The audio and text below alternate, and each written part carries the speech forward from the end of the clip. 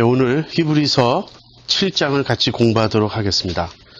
히브리서 7장은 전체 제목을 붙인다면 예수님이 멜기세덱의 반차를 좇은 대제사장 되심을 설명하는 장이라고 우리가 그렇게 말할 수 있겠어요. 이미 앞부분에서 예수님의 멜기세덱의 반차를 좇은 제사장 되심을 히브리서의 저자는 이미 말했습니다. 그런데 구체적인 설명을 하기에 앞서 이제 그 히브리서 독자들이 듣는 바가 둔하다는 그 사실을 이제 지적하면서 경고와 영적 성숙에 관한 그러한 말을 했죠. 그 내용이 사실은 아주 길지만 삽입구에 해당이 됩니다. 그래서 이제 다시 5장 10절의 뒤를 이어서 이제 본격적으로 멜기세덱에 대한 설명으로 들어가는 것이 히브리서 7장의 내용이에요. 히브리서의 7장은 크게 둘로 나눌 수 있습니다. 1절에서 10절까지는 멜기세덱에 대한 설명이에요. 그리고 그 11절부터 이제 29절 마지막 절까지는 왜 멜기세덱의 반차를 좇은 제사 직분이 아론의 반차를 좇은 제사 직분보다 더 우월한가, 그 내용을 설명하는 것입니다. 차례대로 보죠. 먼저 1절부터 3절까지 제가 읽겠습니다. 이 멜기세덱은 살렘 왕이요 지극히 높으신 하나님의 제사장이라. 여러 임금을 쳐서 죽이고 돌아오는 아브라함을 만나 복을 빈 자라. 아브라함이 일체 10분의 1을 그에게 나눠주니라. 그 이름을 번역한 즉 첫째 의의 왕이요 또 살렘 왕이니 곧 평강의 왕이요 아비도 없고 어미도 없고 족보도 없고 시작한 날도 없고 생명의 끝도 없어 하나님 아들과 방불하여 항상 제사장으로 있느니라. 여러분, 제 강의 안에 그 A하고 그의 정체 있죠.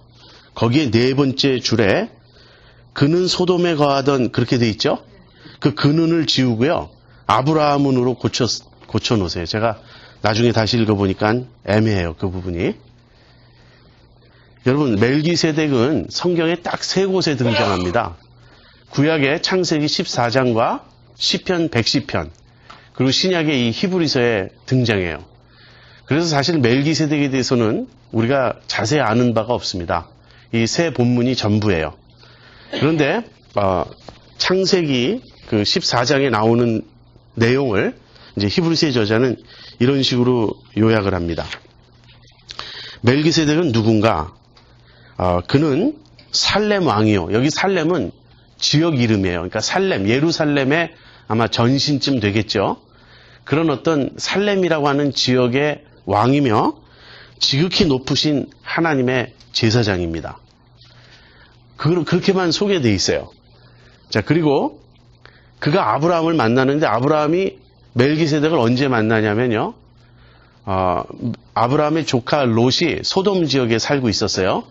근데 그 소돔 왕이 소돔과 그 고모라와 뭐 그 인근 지역의 왕들이, 그 당시 왕이라 그래봐야 부족 왕입니다. 뭐 오늘 우리가 생각하는 그런 무슨 거대한 그런 나라의 왕은 아니고요.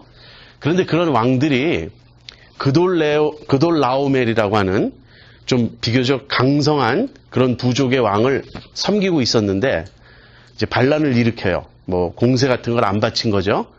그러자 그돌라오멜이 다른 왕들과 연합해서 전쟁을 일으켜요. 그래서 이 소돔 왕도 또 소돔 백성들도 전쟁에 패해서 막 포로로 끌려가고 잡혀가고 그랬습니다. 그 와중에 조카 롯도 끌려간 거예요. 그 소식을 들은 아브라함이 자기 집에 일하는 사람들을 데리고 314명인가 그렇습니다. 그러니까 그 숫자가 보여주는 바는 아브라함이 굉장한 거부였다는 걸 보여주는데요.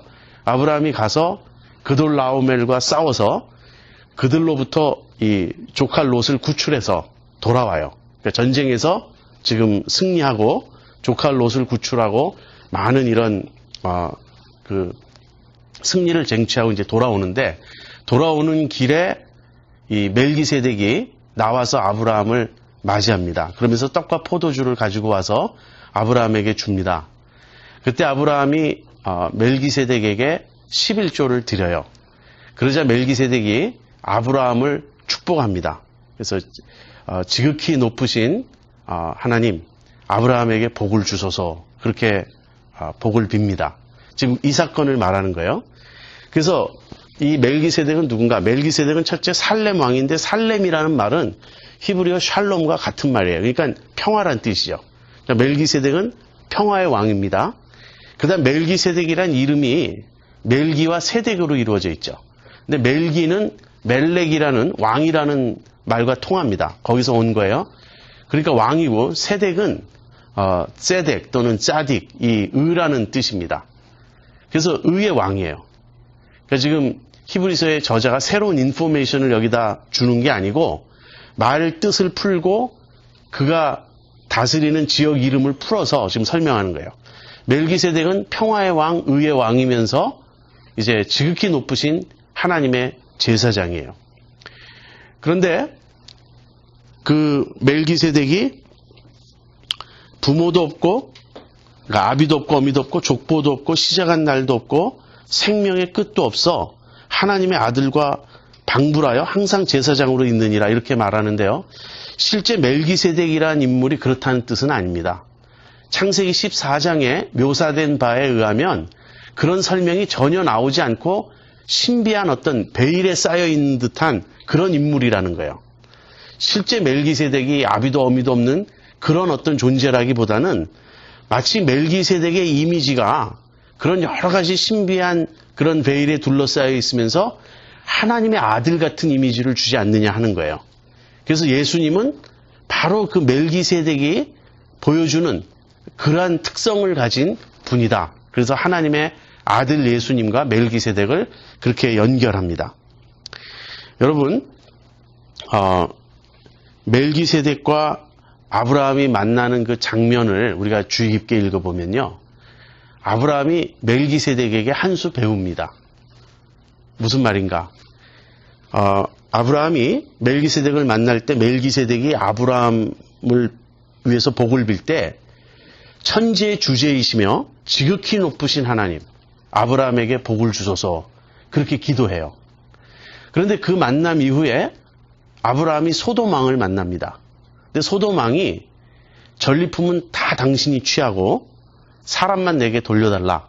그러니까 자기 소돔 백성들 다 돌려달라 그렇게 말합니다. 그러자 아브라함이 뭐라고 대답하냐면 천지의 주제이시며 지극히 높으신 하나님의 이름으로 내가 맹세하는데 나는 하나도 갖지 않겠다. 내가 너 때문에 부자가 됐다는 그런 말 듣고 싶지 않다. 그래서 전리품도 손 안 댈 테니 다 도로 가져가고 다만 나와 함께한 일행이 먹은 그 어떤 양식 그것은 제하는 것이 마땅하다. 그렇게 말합니다. 무슨 말이냐면 바로 멜기세덱이 하나님을 일컬어 표현했던 내용을 아브라함이 그대로 소돔 왕에게 써먹고 있다는 거예요. 무슨 얘기죠? 아브라함이 멜기세덱으로부터 하나님에 대해 아주 중요한 진리를 배운 거예요. 하나님 어떤 분이신가? 하나님은 천지의 주제이시며 지극히 높으신 분이다. 이걸 배운 것입니다. 물론 아브라함이 이전에 하나님이 그런 분이시라는 걸 몰랐다는 얘기는 아닙니다. 아마 알고 있었을 거예요. 그렇지만 아브라함이 멜기세덱을 만났을 때 멜기세덱은 어떤 위치였냐면 바로 하나님을 너무 깊게 너무 잘 알고 있는 지극히 높으신 하나님의 제사장이었다는 거예요. 그만큼 영적 권위가 있었다는 것입니다. 그래서 그런 멜기세덱을 아브라함이 만났어요. 자, 그것이 1절부터 3절까지의 내용이라면 이제 4절부터 10절까지는 그 멜기세덱이 얼마나 높은가, 멜기세덱의 그 높은 신분에 대해서 이제 설명합니다. 같이 보죠. 이 사람이 어떻게 높은 것을 생각하라. 조상 아브라함이 노량물 중 좋은 곳으로 10분의 1을 저에게 주었느니라. 레위의 아들들 가운데 제사장의 직분을 받는 자들이 율법을 좇아 아브라함의 허리에서 난 자라도 자기 형제인 백성에게서 10분의 1을 취하라는 명령을 가졌으나 레위 족보에 들지 아니한 멜기세덱은 아브라함에게서 10분의 1을 취하고 그 약속 얻은 자를 위하여 복을 빌었나니 폐일언하고 낮은 자가 높은 자에게 복 빔을 받느니라. 또 여기는 죽을 자들이 10분의 1을 받으나 저기는 산다고 증거를 얻은 자가 받았느니라. 또한 10분의 1을 받는 레위도 아브라함으로 말미암아 10분의 1을 바쳤다 할 수 있나니 이는 멜기세덱이 아브라함을 만날 때 레위는 아직 자기 조상의 허리에 있었음이니라. 멜기세덱이 우선은 아브라함보다 더 높은 자입니다. 두 가지를 들어서 그걸 설명해요. 첫째는 아브라함이 멜기세덱에게 10분의 1, 11조를 바칩니다. 그러니까 11조를 받는 자가 높습니까? 아니면 11조를 드리는 자가 높습니까? 11조를 받는 자가 높아요. 그 다음에는 멜기세덱은 아브라함을 위해 복을 빌어줘요. 그래서 복을 비는 자가 높은가, 복 빔을 받는 자가 높은가? 이건 복을 비는 자가 더 높은 거예요. 축복하는 자가 더 높은 것입니다. 바로 이 두 가지 사실 때문에 멜기세덱은 아브라함보다 더 높은 존재예요. 자, 그런데 여기서 한 걸음 더 나아가서 멜기세덱은 아브라함보다 높을 뿐 아니라 아브라함보다 높기 때문에 레위보다도 높고 아론보다도 높다는 거예요. 레위는 아브라함의 어떻게 되죠? 증손자 뻘이죠. 맞습니까? 예, 야곱이 아브라함의 손자죠. 그 야곱의 아들이죠, 레위가. 그러니까 레위는 아브라함의 증손자예요. 다시 말하면 아브라함의 허리에 있었다는 거예요. 아직 태어나기 전이지만, 레위가 아직 이 세상에 태어나기 전이지만 아브라함의 허리 속에 레위가 있은 거고요. 레위는 또 아론의 조상이죠. 그러니까 아론도 또 레위의 허리 속에 있는 거고 다 아브라함의 허리 속에 있는 겁니다. 그래서 아브라함이 그의 모든 자손들을 대표해서 멜기세덱을 만난 셈이 되는 거예요. 그래서 아브라함이 멜기세덱에게 11조를 바칠 때 레위도 아론도 아브라함 속에서 아브라함과 함께 멜기세덱에게 11조를 바친 것이 되고요. 그 다음에 멜기세덱이 아브라함에게 복을 빌어줄 때 그 복빌물 레위도 아론도 함께 받은 게 된다는 거예요. 여기서 우리는 이 집합적 인격체라는 그 성경적 사상을 우리가 만나게 됩니다. 그 집합적 collective personality라고 말할 수 있겠죠. 집합적 인격체란 뭐냐면 인류가 어떤 연대성에 의해서 하나의 집단으로, 하나의 공동체로, 하나의 인격체로 묶여져 있다는 그런 개념이에요. 지금 아브라함 한 사람의 행동이고 한 사람의 사건이지만 아브라함은 그의 모든 자손들을 대표해서 이 일을 행한 것이기 되기 때문에 아브라함과 아브라함의 자손들 사이에는 뗄래야 뗄 수 없는 그런 연대성이 있어요. 살리데리티가 있어요. 하나로 묶여있는 그런 공동운명체라는 그런 뜻입니다. 이 점을 바울도 로마서 5장에서 온 인류가 아담의 후손으로서 아담 안에 있으면서 아담과 공동운명체라는 사실을 설명할 때 이 점을 바울도 지적하고 있습니다. 쉽게 이렇게 생각할 수 있을 것입니다. 오늘날 우리에게 적용한다면 만약에 이제 이 가운데는 시민권자, 미국 시민권자이신 분도 있고 한국 국적을 가진 분도 있을 텐데요. 그냥 여기가 미국이니까 그냥 미국이라는 나라를 들어서 설명해 보죠. 미국의 대통령이 어떤 국제관계에서 사인을 하고 조인을 하면요. 어떻게 되죠? 그것은 미국 국민 전체가 미국 대통령과 함께 사인한 셈이고 협약한 셈이고 조약을 맺은 셈이에요. 나는 그 조약에 서명한 일이 없다. 우리가 아무리 개인적으로 부인해도 소용이 없습니다. 내가 미국 시민인 한 그리고 미국 대통령이 미국을 대표로 해서 그런 어떤 국제관계였던 그 협약에 이렇게 사인을 하고 그 계약을 맺는 한 그것은 전체 운명에 영향을 끼친다는 거예요. 그런 어떤 대표성이 있습니다.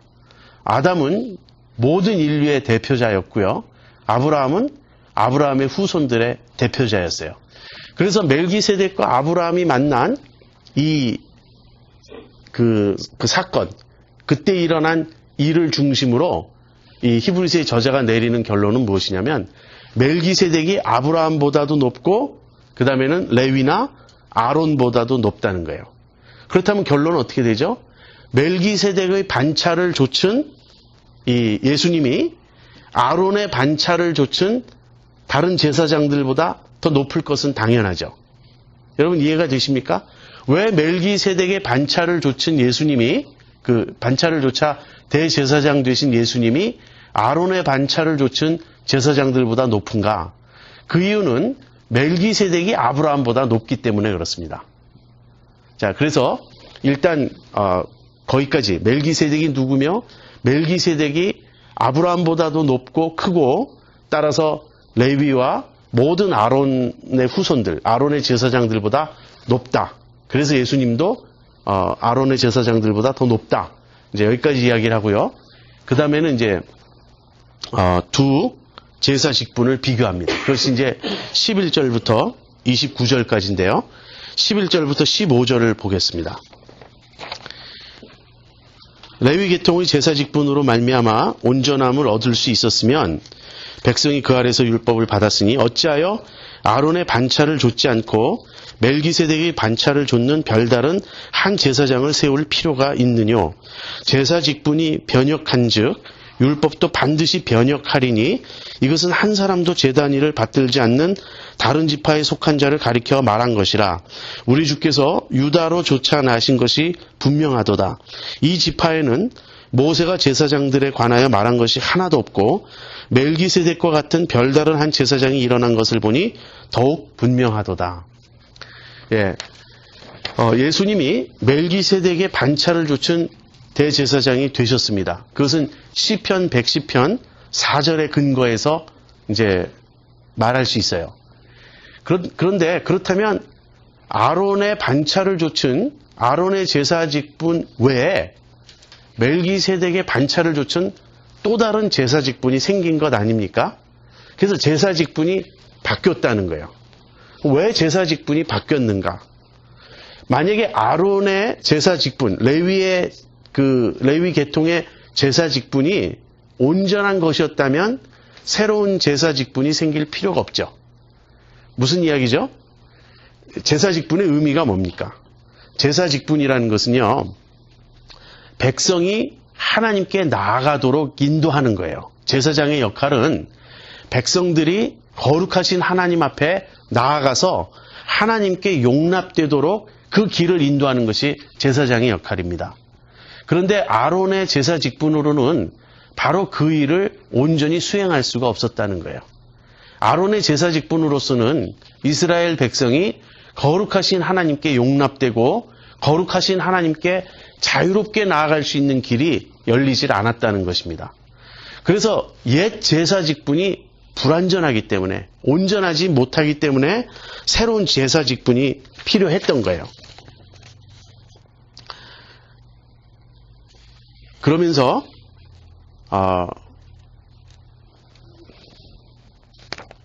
거기 뒷장에 위에서 보죠.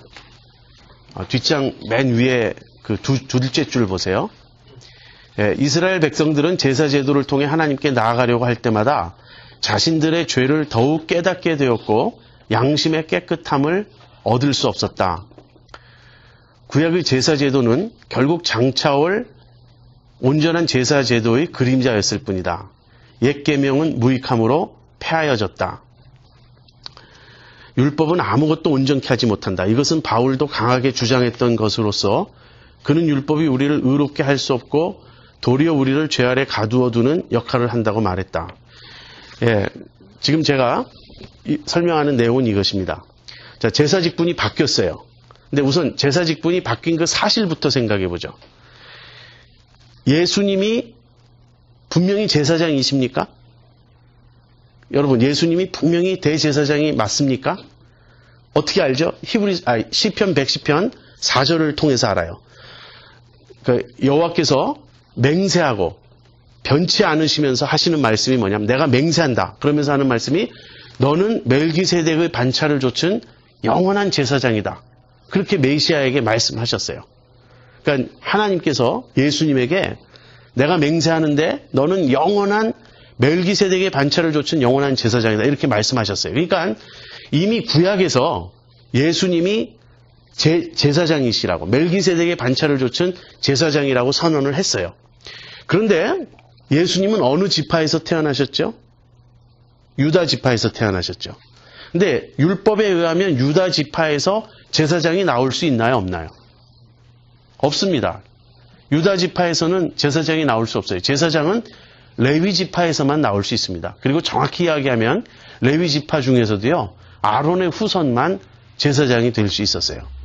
그렇다면 예수님이 이 유다 지파임에도 불구하고 제사장이 됐다는 것은 구약의 율법 자체가 바뀌지 않으면 안 되는 거예요. 제사 직분이 바뀌면서 제사 직분이 바뀌면 무엇도 바뀌냐면 율법도 바뀌지 않을 수 없는 거예요.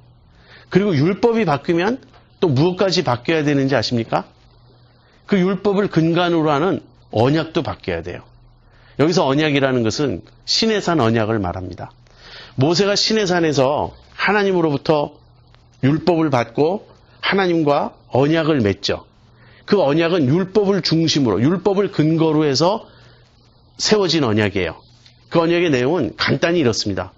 율법을 지키면 복을 받고 살고, 율법을 지키지 못하면 저주를 받고 죽는다. 율법을 중심으로 한 시내산 언약이었어요. 근데 이 시내산 언약의 이 율법 안에 제사 직분은 반드시 레위의 후손, 아론의 후손만 제사장이 될 수 있다고 규정하고 있는데, 예수님이 레위 지파와 관계없는 멜기세덱의 반차를 좇은 제사 직분으로 오셨어요. 제사장으로. 그러니까 제사 직분이 바뀌었죠. 그러면서 율법이 바뀌죠. 그러면 언약까지도 바뀐다는 거예요. 이게 어마어마한 일입니다. 지금 구약의 스트럭처, 구약의 구조 전체가 뒤바뀌는 지금 충격적인 결과를 지금 가져오고 있는 것이에요. 근데 왜 그렇게 바뀌어야 했느냐 하는 것입니다. 여러분, 예수님은 유다 지파의 후손으로 오셔야 했어요. 왜 그렇죠? 예수님은 다윗의 후손으로 오셔야 합니다. 근데 다윗의 후손으로 온다는 말은 왕으로 오신다는 말이에요. 구약에 보면 중요한 직분이 세 가지가 있어요. 왕과 제사장과 선지자. 그런데 왕은 다윗의 후손, 그러니까 유다 지파의 다윗의 후손만 될 수 있고요. 제사장은 레위 지파의 아론의 후손만 될 수 있습니다. 선지자는 어떻습니까? 선지자는 상관없어요. 선지자는 우리가 성경을 보면 제사장 출신의 선지자들도 있었고 그냥 다른 지파, 여러 지파에서 이 선지자가 나왔습니다. 그러니까 예수님은 왕과 제사장과 선지자로 이 세상에 오셨는데, 선지자 되심에 있어서는 지파가 상관이 없어요. 그런데 예수님이 다윗의 후손 왕으로 오시려면 유다 지파에서 다윗의 후손으로 나셔야만 했고요. 그것은 이루어졌고, 그 다음에 예수님이 대제사장으로 오시려면 아론의 후손이 아니시니까 불가능한데, 구약에는 이미 그것을 내다보고 아론의 제사 직분과 다른 새로운 제사 직분을 하나님이 마련해 두셨다는 거예요. 그것이 멜기세덱의 반차를 좇은 제사 직분이라는 것입니다. 그래서 제사 직분이 바뀌면 율법도 바뀌고, 율법이 바뀌면 이 언약도 바뀐다. 이런 변화에 대해서 이야기합니다. 문제는 왜 바뀌어야 했느냐는 겁니다. 왜 바뀌어야 했느냐? 그것은 옛 제사 직분이 불완전하기 때문에 그렇습니다. 그리고 옛 제사 직분이 불완전하다는 건요, 한마디로 옛 율법도 불완전하고 옛 언약도 불완전하다는 거예요. 그중에 율법에 대해서 좀 생각해 보면, 율법이 우리를 구원할 수 있습니까? 없습니까? 율법의 기능은 바울에 의하면 정죄하는 것이에요. 율법은 우리를 깨끗하게 하지 못하고 오히려 우리의 죄를 드러내는 역할을 합니다. 그래서 율법은 정죄하는 일을 하지 우리를 살리는 일을 하지 못해요. 왜? 그것은 율법의 문제가 아닙니다. 율법에 흠이 있어서가 아니라 우리에게 문제가 있어서요. 우리 안에 육신이 있고요. 우리의 육신, 이 죄성이, 우리 안에 있는 이 아담에 속한 그 본성이 타락했고 이 연약하고 무력하기 때문에 율법을 지킬 수가 없어요. 그거에 대한 이런 자세한 설명이 로마서에 이제 나오고 있죠. 근데 바울은 거기서 율법이 우리를 살릴 수 없다, 이렇게 말할 때 도덕법을 염두에 두고 있었습니다. 바울이 거기서 예로 든 계명은 10계명의 10번째 계명이었어요. 바울이 다른 계명은 다 지켰다고 생각을 했는데, 다른 계명들, 살인하지 말라, 간음하지 말라, 뭐 부모를 공경하라, 안식일을 지켜라, 이건 다 행위에 관련된 거 아닙니까? 그러니까 행위, 겉으로는 지킬 수 있었어요. 정말 살인도 안 했고, 간음도 안 했고, 부모도 공경하고, 그 다음에 안식일도 지켰습니다. 그런데 10번째 계명은 행위에 관련되지 않고요, 마음과 관련돼 있어요. 탐내지 말라는 것입니다. 탐내고 안 내는 거는 행동으로 하는 게 아니죠. 마음의 어떤 상태죠. 그런데 마음은 어떻게 할 수가 없는 거예요. 탐내지 말라는 계명이 오니까 더욱 각양탐심이 바울 속에 들끓었다고 바울이 그렇게 말합니다. 그래서 이 율법 중에서 특별히 도덕법, 10계명을 중심으로 한 도덕법을 바울은 염두에 두고 말을 하는데 아무도 도덕법을 지킬 수 없다는 거예요. 완전히 지킬 수 없다는 거예요. 많은 사람들은 이 산상수훈이 너무나 아름답고 좋다고 말합니다. 사실이에요. 산상수훈을 읽으면 감동이 됩니다. 그래서 산상수훈이 마치 최고의 어떤 복음이나 되는 양 말해요. 산상수훈 자체는 복음이 아닙니다. 복음의 결과를 말하는 거예요. 왜냐하면 산상수훈을 아무도 지킬 수가 없어요. 산상수훈은 특별히 그 5장에 보면요. 율법을 이 겉에 드러난 어떤 문자적 표현에서부터 그 정신까지 지킬 것을 이렇게 요구하는 내용을 담고 있습니다. 옛사람에게 말한 바 살인치 말라 하는 것을 너희가 들었지만 나는 너에게 말하노니 형제를 미워해도 안 된다는 거예요. 이 살인이 아니고 미움의 문제로 오면 우린 무력해지는 거예요. 미움은 내 마음에서 일어나는 일이기 때문에 내가 어떻게 할 수가 없어요. 물론 미움이 일어날 때 우리가 그 미움을 눌러야 되고 극복해야 되고 이런 내 의지를 발동해서 다스려야 할 책임이 있지만 그것을 우리 힘으로는 할 수가 없다는 거예요. 간음하지 말라는 말 너희가 들었지만 음욕을 품은 것도 안 된다는 거예요. 이런 식으로 예수님이 산상수훈에서 율법의 정신을 말씀하셨을 때 행동이 아니라 그 정신까지 지켜야 된다고 말씀하셨을 때 그 율법은 우리가 지킬 수 없는 그런 수준입니다. 바울은 율법을 사랑했어요. 바울은 율법을 모든 경건한 유대인들은 바리새인들은 율법을 사랑했습니다. 그러나 율법을 정말 지키려고 노력해 본 사람은 알아요. 율법이 우리를 구원할 수 없고 내가 율법을 지킬 수 없다는 그 사실을. 근데 히브리서의 저자는 지금 도덕법을 이야기하지 않고요. 제사법, 의식법을 말하고 있습니다. 즉 제사장들의 어떤 그 제사 제도를 통해서 우리가 하나님께 나아갈 수 있느냐 하는 것입니다. 그런데 의식법도 마찬가지라는 거예요. 도덕법은 왜 우리를 구원할 수 없냐면 우리가 도덕법을 지킬 수 없기 때문에. 근데 의식법은 왜 우리 죄를 하나님 앞에서 깨끗게 할 수 없냐면 짐승의 제사로는 우리 죽은 양심을 살릴 수가 없어요. 이것은 다 그림자라는 것입니다. 이것은 장차 온전한 제사장이 예수님이 오셔서 완전한 제사 직분을 행하실 어떤 날을 내다보고 있는 것이지 그 자체는 구원의 길이 아닌 거예요. 그래서 제사 직분이 바뀐 것입니다. 왜냐하면 옛 제사 직분은 연약하기 때문에. 그리고 제사 직분을 담고 있는 율법은 연약한 것이기 때문에. 율법은 우리를 구원할 수 없는 것이에요. 그리고 율법뿐 아니라 결국은 옛 언약, 신의 산 언약 자체가 우리를 구원할 수 없다는 거예요. 그래서 이제 새로운 제사 직분을 말하고요. 새로운 언약을 말합니다. 이 새 언약에 대해서는 다음 장 히브리서 8장에서 이제 또 자세히 설명을 합니다. 자, 이제 마지막으로 7장 16절부터 28절까지. 그렇다면 예수님의 제사 직분은 이제 아론의 제사 직분을 대체하기 위해서 이렇게 주어진 것인데 어떤 면에서 그 옛 제사 직분보다 더 우월한가 하는 것이에요. 본문이 좀 길지만 제가 빨리 읽겠습니다.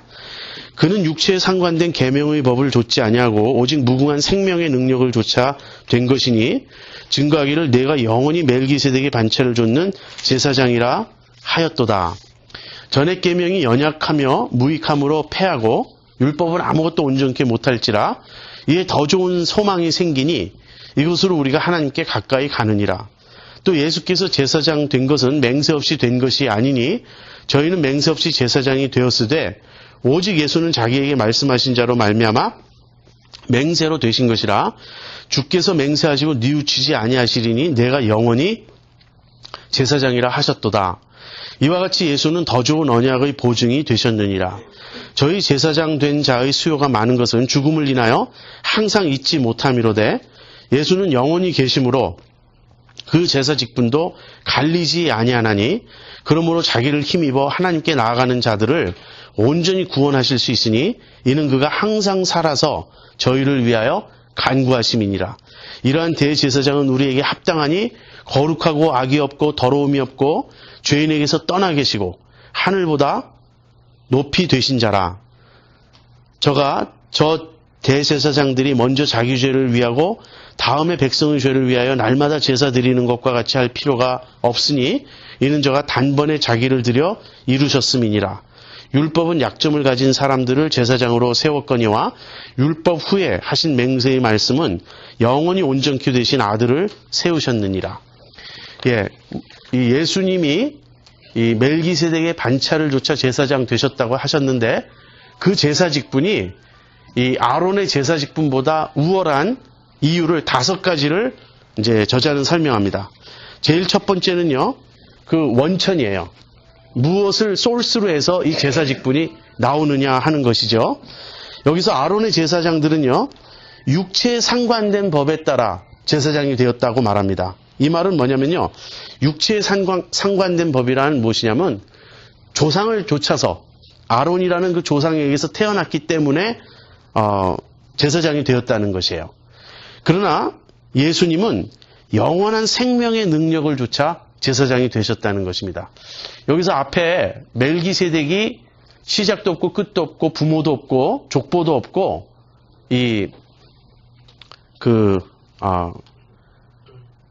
영원한 그런 하나님의 아들과 방불한 제사장이라고 설명하지 않았습니까? 바로 그러한 어떤 육체의 어떤 제한을 뛰어넘는 영원한 생명력을 예수님은 가지고 계시다, 그런 뜻이에요. 그래서 예수님은 아론의 제사장들이 조상을 따라 제사장이 된 반면에 예수님은 영원한 생명의 능력을 좇아 제사장이 되셨습니다. 자, 그 다음에 두 번째, 주님의 제사 직분은 맹세로 되었어요. 하나님께서 맹세하시고, 여기서 맹세라는 말은요, 하나님이 그 뜻이 변하지 않을 것을 확정하신 것을 의미합니다. 그리고 예수님을 제사장으로 세우셨어요. 반면에 아론의 제사장들은 맹세 없이 제사장이 되었습니다.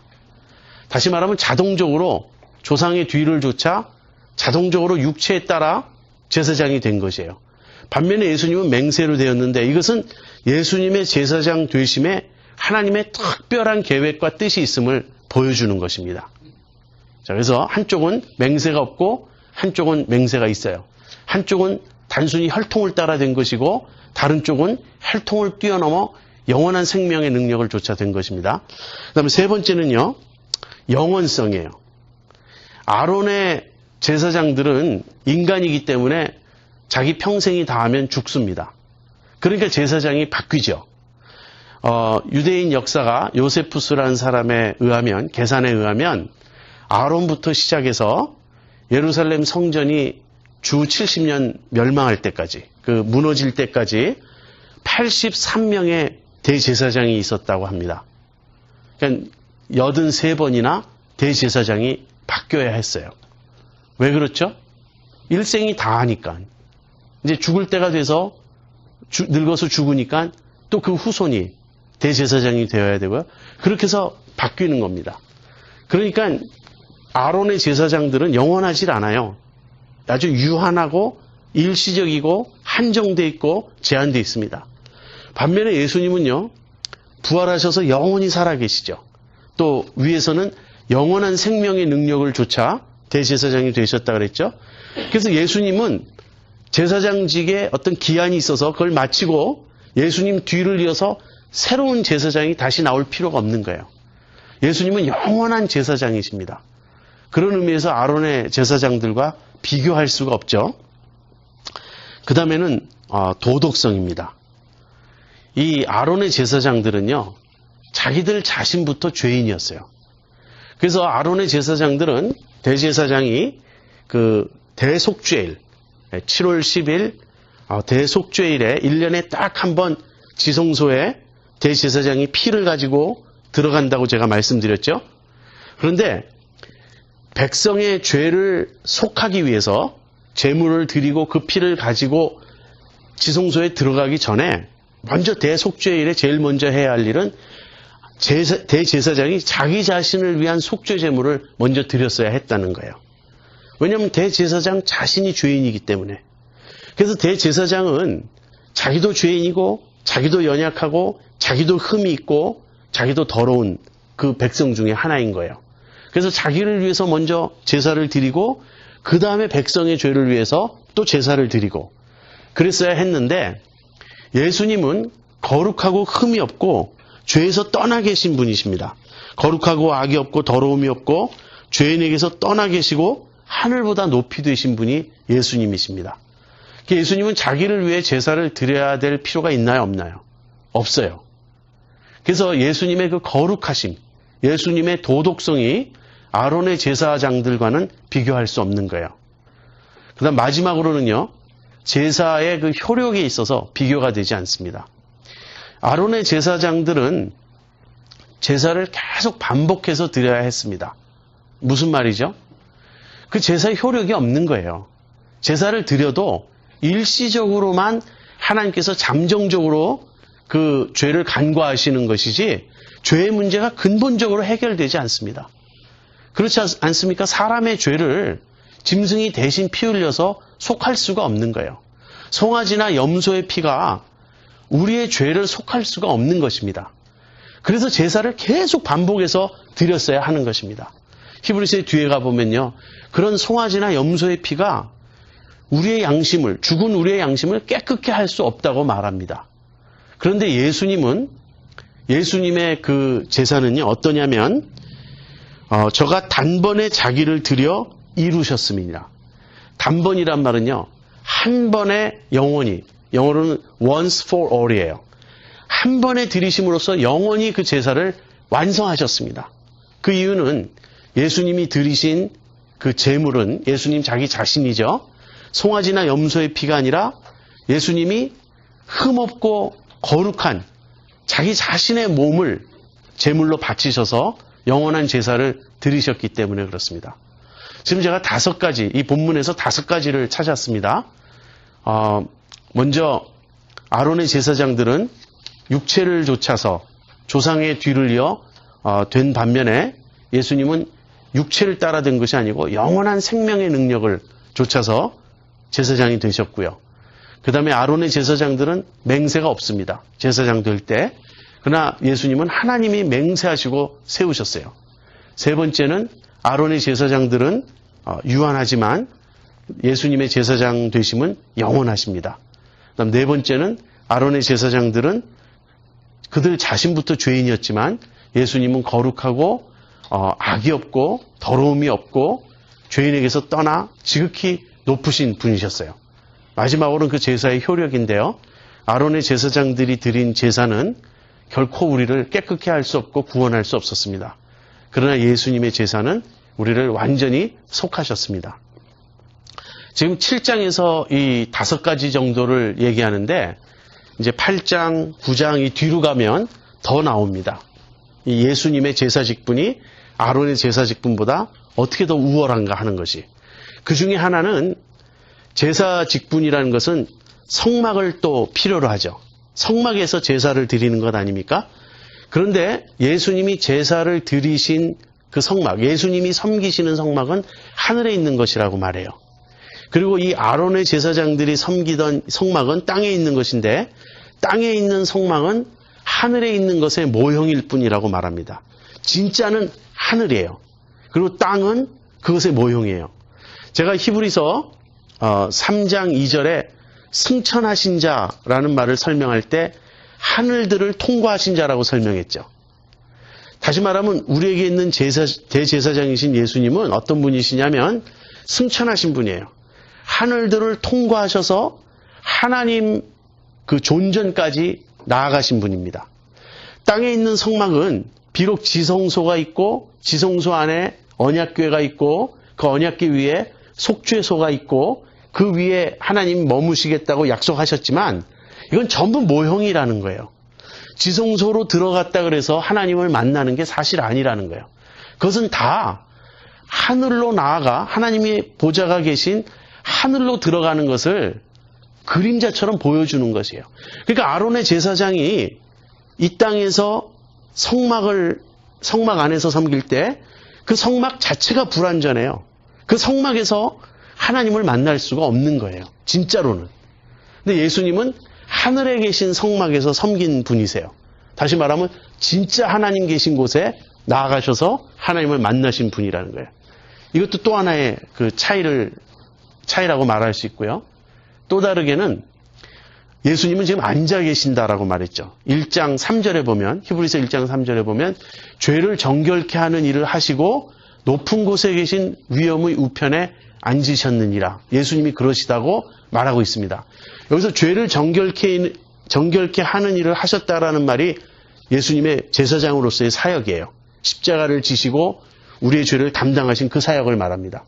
그래서 십자가 구속 사역이 끝난 후에 예수님은 지금 어디에 계시다고요? 하나님 우편에 앉아 계시다고요. 근데 아론의 제사장들은 앉는 법이 없습니다. 혹시 아론의 제사장들이 일하다가 피곤해서 지성소 안에 들어갔다가 잠시 좀 앉을 수 있겠는가? 그럴 수 없어요. 성소에서도 앉을 수 없습니다. 제사장들은 자기의 직분을 감당할 때는 항상 서 있어야 했어요. 근데 우리는 참 이런 것에 주의 깊게 관찰을 별로 하지 않지 않습니까? 여러분 그 서 있다는 것과 앉아 있다는 차이를 주목하신 적 있습니까? 근데 히브리서의 저자는 그 점을 주목하는 거예요. 왜 아론의 제사장들은 계속 서 있고 예수님은 앉아 계신가? 일이 끝나면 앉아야죠. 일이 다 끝났기 때문에 예수님은 앉으신 겁니다. 이제는 쉬시는 거예요. 일을 다 마치시고. 아론의 제사장들은 앉을 수가 없습니다. 일이 끝나지 않으니까. 그들의 제사 직분, 제사 사역이 불완전하기 때문에 계속 서 있을 수밖에 없어요.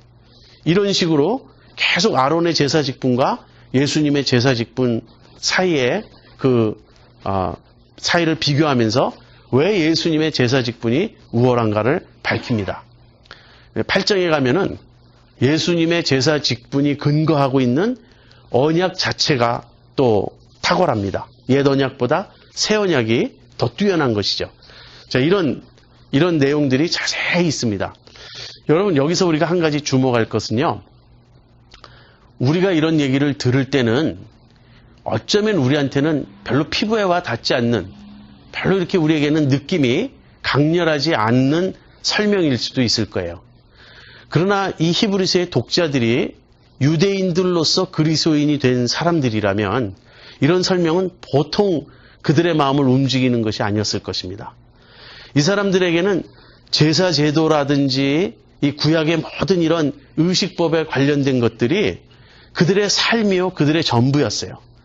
이 모든 것을 통해서 하나님을 배워왔고 하나님을 의식했고 하나님과 바른 관계를 맺으려고 해왔던 것입니다. 히브리서의 저자의 이런 설명을 쭉 듣다 보면 독자들은 이것을 깨달았을 거예요. 되돌아가서는 안 된다는 것. 또다시 그 피곤하고 불완전하고 결코 우리를 깨끗게 할 수도 구원할 수도 없는, 우리를 하나님 앞으로 인도할 수도 없는 옛 율법, 옛 언약, 옛 제사 직분으로 돌아가서는 안 된다는 것. 그 모든 것이 불완전하고 연약하고 무익하다는 것을 그들은 절실히 깨달았을 거예요. 그 다음에 결론은 이것입니다. 제가 여기 절수를 좀 잘못했어요. 마지막 절이 28절입니다. 그래서 하나씩 다 고쳐야 되겠어요. 결론은 28절인데요. 율법은 약점을 가진 사람들을 제사장으로 세웠거니와 율법 후에 하신 맹세의 말씀은 영원히 온전케 되신 아들을 세우셨느니라. 이 한 절로 7장 멜기세덱에 대한 그 히브리서의 저자의 설명은 결론을 맺습니다. 자, 제가 한 가지만 좀 지적하고 오늘 강의를 마치고자 합니다. 제가 히브리서를 여러 번 읽고 묵상했는데요. 최근에 와서야 좀 더 눈뜨게 됐어요. 히브리서를 이해하는 것에. 무엇이냐면 히브리서의 저자가 얼마나 구약을 깊이 묵상했느냐 하는 것이에요. 이 모든 묵상의 출발은 무엇인지 아십니까? 시편 110편 4절이에요. 시편 110편 4절 한 구절을 읽고 이런 내용입니다. 여호와는 맹세하고 변치 아니하시리라. 이르시기를 너는 멜기세덱의 반차를 조차 영원한 제사장이라 하셨도다. 이 한 절을 읽고 히브리서가 나왔다고 해도 과언이 아니에요. 자, 너는 멜기세덱의 반차를 조차 영원한 제사장이라고 하나님이 맹세하시고 메시아 되신 주님에게 약속하셨어요. 그렇다면 멜기세덱의 반차를 좇은 제사장으로 오신다면, 그렇다면 아론의 제사 직분은 끝났고 대치되는 것이 아니냐, 이런 결론이 나오겠죠. 그렇죠?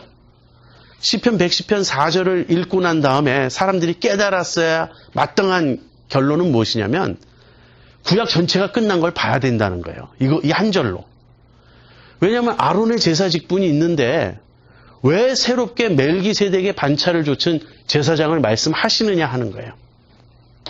그래서 시편 110편 4절을 보면 아론의 제사 직분을 대체하고 그보다 더 우월한 멜기세덱의 반차를 좇은 제사 직분을 하나님이 세우시겠다고 약속하신 걸 알게 되고요. 그렇다면 제사 직분이 바뀌면 율법 자체에 근본적인 변화가 오지 않으면 안 돼요. 제사 직분만 독립적으로 바꿀 수 없습니다. 이것은 전부 창세기부터 이 신명기라고 하는 모세오경 이 율법서의 전체적인 이 구조 속에서 이루어지는 것이기 때문에 그래요. 그러니까 율법이 바뀌어야 됩니다. 그 율법이 바뀌면 언약도 바뀌어야 돼요. 이 한 구절을 묵상하다가 히브리서의 저자는 구약 전체가 어떻게 신약으로 대체되었는지, 그리고 신약이 어떻게 구약보다 더 우월한 것인지를 이 한 절 묵상을 통해서 끄집어낼 수 있었다는 거예요. 그리고 제가 조금 전에 이야기한 서서와 앉아서의 그런 차이점 등 우리의 성경 묵상이 얼마나 피상적인지 아시겠습니까? 사실은 제가 언젠가 저희 교회 주보 칼럼에도 이 사실에 대해서 썼지만 히브리서의 저자가 물론 성령께서 이런 점을 깨우쳐 주셨다라고 말할 수도 있습니다. 성령의 조명이 틀림없이 있었어요. 그렇긴 하지만 히브리서의 저자가 어떤 새로운 인포메이션, 우리는 알 수 없는 새로운 인포메이션을 지금 받은 것이 아니라는 거예요. 구약 자체에 다 포함되어 있고 담겨 있는 구약의 말씀을 묵상하고서 이 결론에 도달한 것입니다.